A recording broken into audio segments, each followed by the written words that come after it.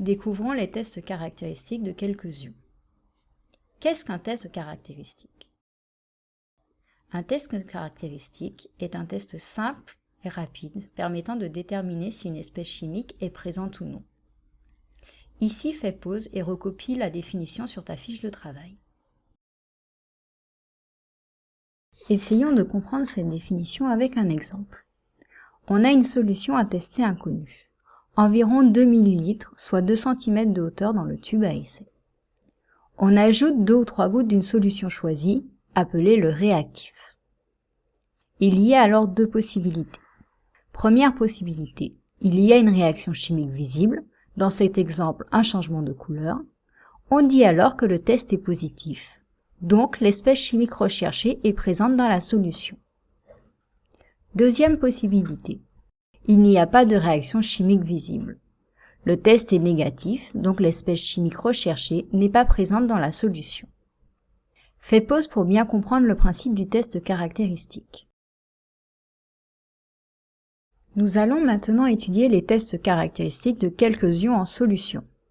Le test caractéristique pour détecter les ions chlorure en solution.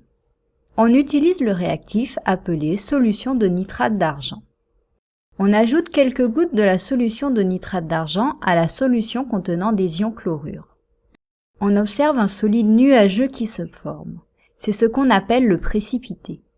Ici, le précipité est blanc et peut noircir à la lumière. On observe que le précipité n'est pas présent dans le tube témoin, c'est donc un résultat positif. Faisons le bilan. Pour tester les ions chlorure en solution, on ajoute quelques gouttes de solution de nitrate d'argent. Si le test est positif, un précipité blanc se forme.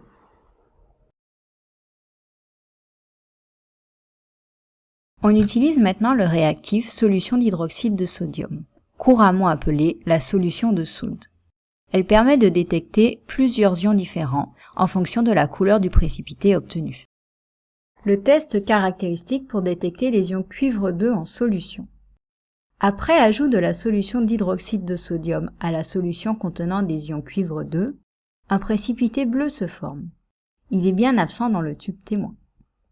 Faisons le bilan.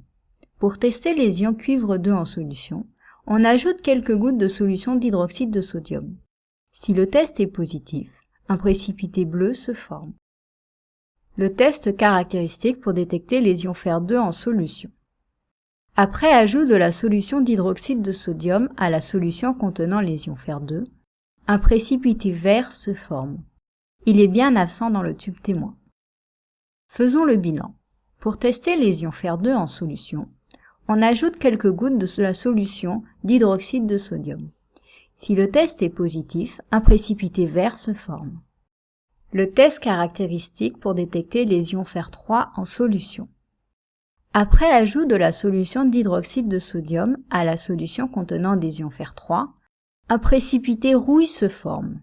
Ce précipité est moins visible que les autres, d'où l'intérêt de pouvoir comparer avec le tube témoin. Faisons le bilan. Pour tester les ions fer 3 en solution, on ajoute quelques gouttes de solution d'hydroxyde de sodium. Si le test est positif, un précipité rouille se forme. Fais pause et complète le tableau sur ta fiche de travail.